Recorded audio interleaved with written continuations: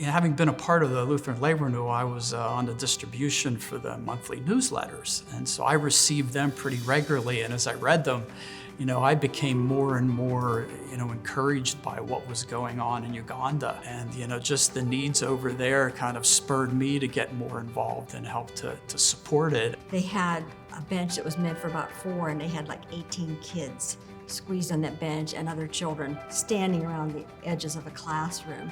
So we were able to raise enough funds to buy them benches so that each child could sit down during the school day.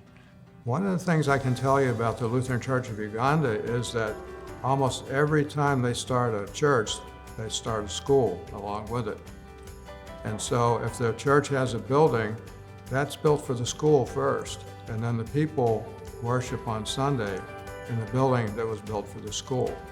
When you look at Uganda, and here's people hungry for God's word.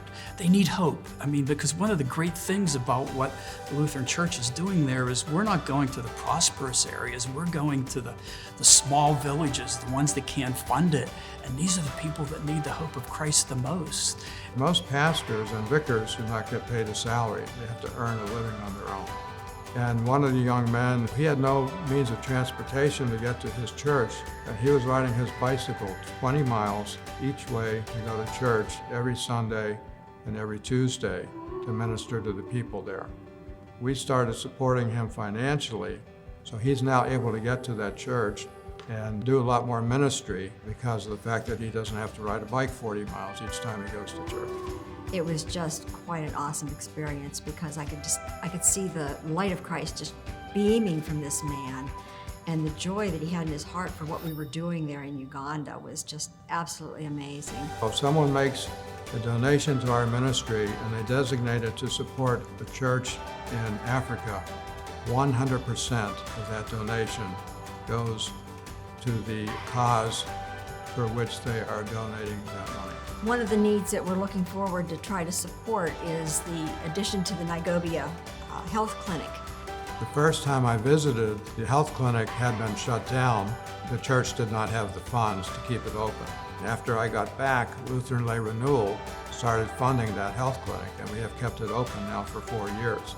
The government has asked us to build on a maternity wing because the pregnant women have to travel now about 15 miles over really bad dirt roads to the nearest medical facility for maternity needs. You have the opportunity to participate in this, either financially or physically, and get involved and help us grow and prosper this ministry so that more and more people can join the church triumphant and share this joy with the whole congregation. I just am overwhelmed some days with gratitude for what the Lord is doing and that I'm allowed to be a part of it. That the seed that was planted with people getting together for Lutheran Lay Renewal has now resulted in more things happening, not just in this country, but overseas. And it's just, I just feel blessed to be part of it and see it growing and having the opportunity to contribute to it.